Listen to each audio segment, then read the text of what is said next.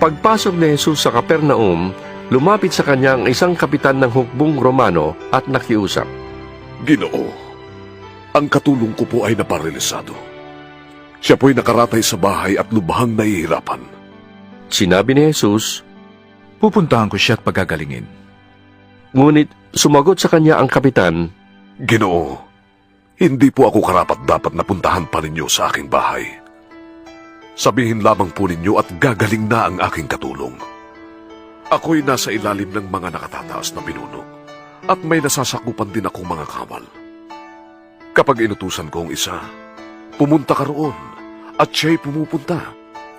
At ang isa naman, halika at siya'y lumalapit.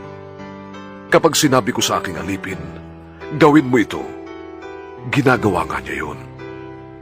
namangha si Jesus nang marinig ito at sinabi niya sa mga taong sumusunod